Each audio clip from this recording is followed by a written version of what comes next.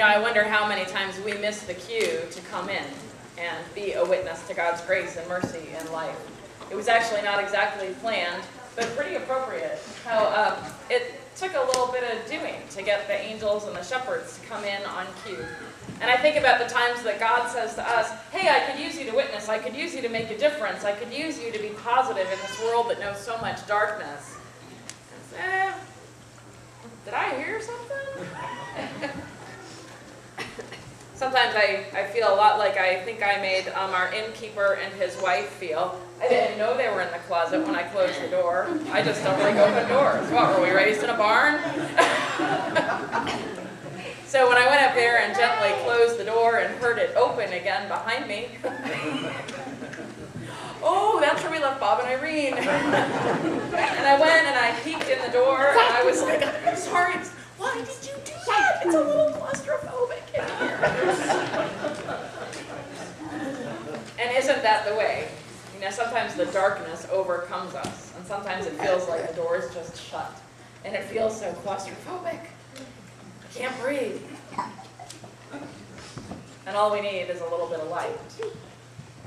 This is the season that happens because of the tragedy and the darkness of our world.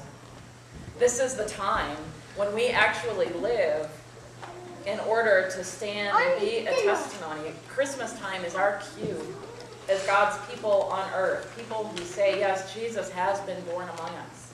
Darkness will never have the last word. For as hard as it is to pay the bills or to do the homework or to get the job done or to worry about how the pieces come together or to deal with the baby or to be ready for the pregnancy or whatever it is, we live in a world that knows so much what it is to be in the darkness.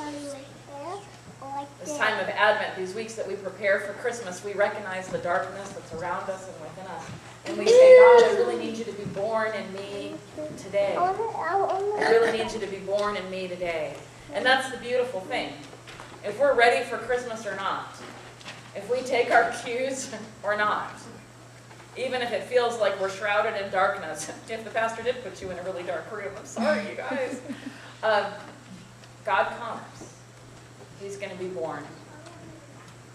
Our cue this time of year is to be the voice of light and darkness. To say that, yeah, plenty of darkness and sorrow exists in our world, but it's not the last word. Never will be.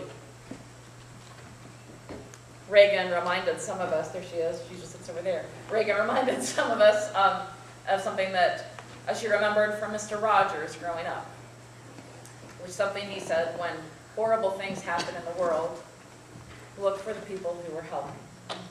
There are always going to be people who are helping. Jesus is born to us. Nobody can proclaim the message like children. And so, thanks be to God for the gifts of our kids. Thanks be to God for light that shines in darkness. And thanks be to you, who are God's light, God's candles in this world. Welcome. We're glad that you're here. Amen.